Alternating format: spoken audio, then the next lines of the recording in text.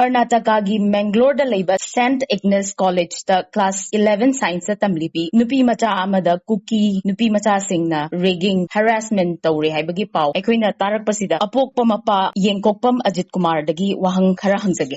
hauzik rigging sigi matangda assault masigi matang sida aikoi Manipur Karnataka Association dagi press release ama thokpiri that it has come to a solution haina ko masigi matangda apokpa na kari haibininge haibado ketang thambi Karnataka Maitai Association dagi site tholaiba press release si aigi site gi oina masi yam janinda ba haidi moi posida I am genuine the Mayam Yauri, financial solution have a Sulatri, Aduga, Huzu, financial solution to G. Have a say, a quick parents, Haitagi, a quick Mapum Yonaba, Heidi parents, Haitagi, Maggie Mamosing Tari, and Mamot Sing to Yorokana parents, Chaika, Duga, Mogi, Angang Duga, Aichan Piduga, Aduga, Sagi school or Tiwai, Hanaraga to give financial solution to Lakadoni and Huju, Yoina, Karnataka Mate, Susina, Masaki, financial solution, Amalay, my solution, Mato, they have a post. Ground Torina have Juma, having the Aduga, Madam D. Kaiguno have them the Angang, the expression was it, Chaptana Tore, video protest lady, women,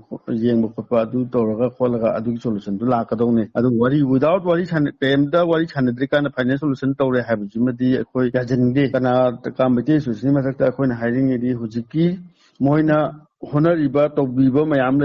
Targasu Hariba financial solution hypopotamati who's good in Solatiana, Mahajaning. And more financial solution or the Hajikari ground, the Haribo hypopotion Jimuja Hanjani. Masigi press release talk Trikanda parents ki site contact of Viraga Topiba Obidabra. Wafam Zigimatang the Moi Pontorami, Samakta Pontorami, Aina Sumkoi Hajaki, Akoi parents Haitagi, 2 days Nominikatan for Matam Bibigo, Aduga Koi Angang Masadu, Sanazaki, Aduga School Authority Zuwai Hanazaki Aduga Madu solution do Timina Jenan my high given Ado Huzikna Mukmoin Adugi against the Adugi Unata Nevada much solution Tauri and a happy Masi Pose Yasua Yazindi. Parents ki site tagi amadi association asigi site tagi college ka contact lane bagi matang dadi lay gadra what is it? Parents ki site college ka Koiga Wari Hanabachi lay high betai lay have a second on the Moi Warden upon Torpa Waribu Aduga Mogi Kogi Warden Nataba Moi Vice Principal Koipa Honaba. Masum Bukhari, Mamanga,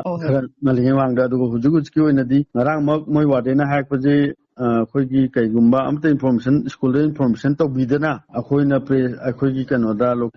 Canada public platform that Hankat Piraji, have Wahanga Hangai, Matamuda Koin Hajabazi, Mamangi Matamda no the information may ampire, warning may ampire, Hazi, Angangi Shaponoka Honor view, Angangi Karapicosal of you, Hibernation, Aduga Muk Atopama, Angangi, Oina Angangi, the Gimagi notebook logiba, Adu Picollectable Kotoba, Mamdugi information, Mamzi, Moina announced only have Mayam to Vidaba Kotaba, Mayamto the Gi, Anganguna, Matam phone by Angang the phone. Matamda Akoida Anganguna Koida Hybrid School, the Hybrid School Authority initiative low Dravanina, parents in the Hybrid Masata near the minor parents the Harakuni. Hauziki assault Sigi Matang the Oidorira Natraga College ki Matang the academic Moi Manungi Oiba Tit Ozana Kaina boy Pikalakte, notebook Pikalakte, Kote Hybagi Matang the Oidero. Nothing, Sumnaka Sumaina, Nasaki, Kuki, the Angang. Samna Hajar again, according to Sinouting say, Mapum do like the Mayam, the let Cameron in Lapone. I don't let Cameron in Lakanda, Nasagi, Manipur, the Gilak,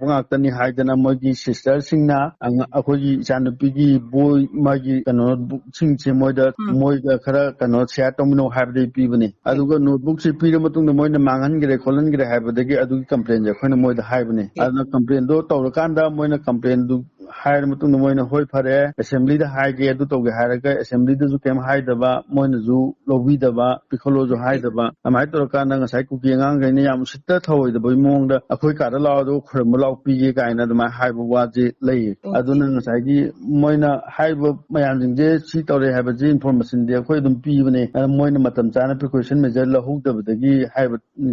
Kanopi, Uziki, Kanozikatana, the Topani Haitan. Sina, Howard Lakpada, Tokiba incidencing neighbor, see the Gi, Tarakpada, Masigi physical or Yapaneva. Money, Mata, Hadi, Delhi, some more than Akogi Kanosito, Haita, Torture Sumtova, Lambida Tena, Jukupai, Hazela Mugumba, adi washroom chalangaju thengnage hek pa thadalamba tak nabi chalagaju dum hek torpa adi keshnatra school halakbada phataba slang language wa singchinaraga dum ngangba hobaje dum tawre masi kanone akhoi di ngasai ki natraga na maite gi natra dum pot amata da hujiki anga ai janpi dum suleite aduga moi na tawriba thabak thawong mayam jingjina haitare thabak thawong mayam jina moi gi adumba engal amade tarok oina khalle hujik adu khallabani na angang du ju haiba mafam du da shape oin lei haibjuma akhoi choi hajeningdre aduna angang ji akhoi hujipok mafam du yogdribani na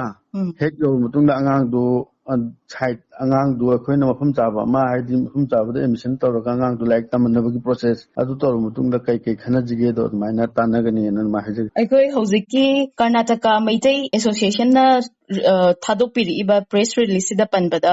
association asiga Director of Social Welfare Department Manipur ga pullaga adudagi Karnataka Social Welfare Department ga pullaga asi solution purakre haina takpi ko involvement of the Social Welfare Department both Mangalore and Manipur se parents ki knowledge ta kari lebige moi unagani haibadumadi paw hairai aduga moi na chapchana si tawri natra kai tawri natra ga moi wari san manungda akhoi kari akhoi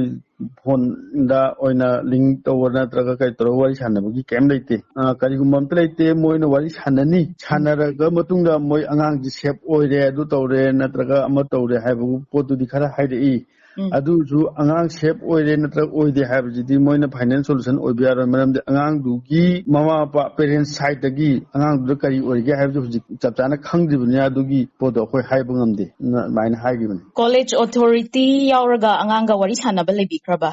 haibiron College Authority ga anganga adika ansagi kanochiga akhoi ju social welfare director gi makhada moiga wari sanabadi leigre adu haibu posida akhoi na hajaningina icha aigi ichaduna asagi moi principal da video footage da yenga loi makhangani hai pose video footage sungpu puthokdaba puyeng yengdaba director masanju video footage yenge haidaba asin chingbadagi financial solution oibe adabani haibudo adu ai hajagi ita nupi na video footage da uba phangani na haiba aduda either director or the principal na adugi video footage to puthoga yengbai poche yengdaba haitar yengdaba marum araga